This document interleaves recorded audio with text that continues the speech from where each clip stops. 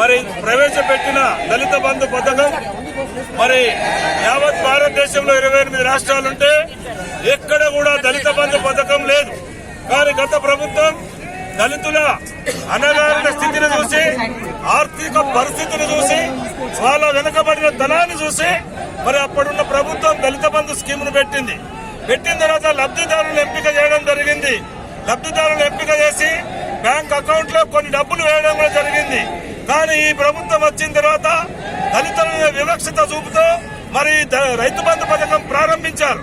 కానీ అలాగే మేము కూడా ఏమంటున్నామంటే మా దళిత బంధు పథకాన్ని కొనసాగించాలి. ఈ సమాజానికి సేవ చేసేది ఎవరు అయ్యా అంటే దళితులే. ఆ దళితులే పుట్టుక నుంచి చావు వరకు కూడా మేమే సేవ చేస్తాం. ఈ సమాజానికి పుట్టినాడు పురుడు పోస్తాం మేమే, మరి పెళ్లి చేసేందుకు డబ్బులు వహిస్తాం మేమే, చనిపోయినాడు సమాధి వరకు కూడా డబ్బు సన్నాయాలతో తీసుకుపోయి మరి సాగనంపేది కూడా మేమే. కానీ ఏదో ప్రవేశపెట్టిన పథకాన్ని, టీఆర్ఎస్ ప్రభుత్వం ప్రవేశపెట్టిన పథకాన్ని మేము కొనసాగించమనే ఉద్దేశం ఈ ప్రభుత్వానికి ఉంటే అది ఎప్పటికీ కూడా ఈ తిరుగుబాటు తప్పదు.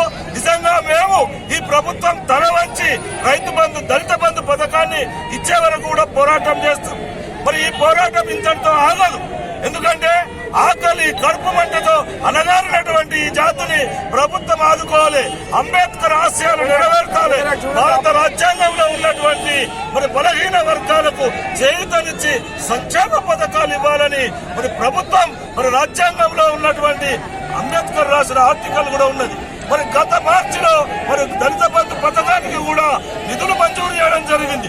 కాబట్టి మేమేమంటున్నామంటే ఇమీడియట్ గా అంచెలంచెలుగా మా దళితులందరికీ కూడా మీరు ప్రభుత్వంలో ఉన్నారు, 5 సంవత్సరాలకు ఎవరు మిగిలకుండా కూడా దళితులందరికీ దళిత బంధు ఇవ్వాలని ఈ సమావేశం ద్వారా, ఈ రస్తా రోకో ద్వారా ఇప్పుడు ఇలాగే వెళ్లి కలెక్టర్ గారికి కూడా వినతి పత్రం ఇవ్వడం జరుగుతుంది.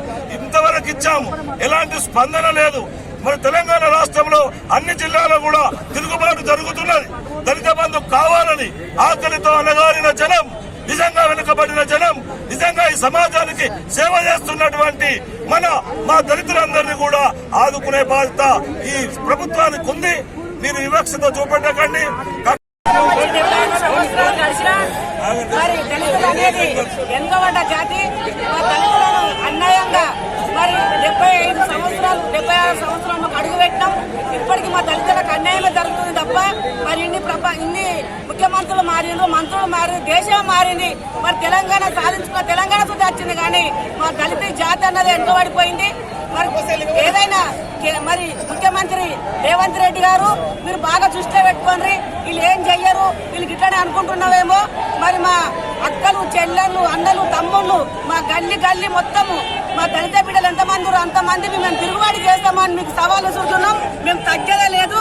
నువ్వేం చేసుకుంటావో మా దళిత బంధు, మా దళితులకు అందరూ తిరిగి నువ్వు ఈ నెలలో పడిస్తున్నావో, వచ్చే నెలలు ఇస్తావు. నువ్వు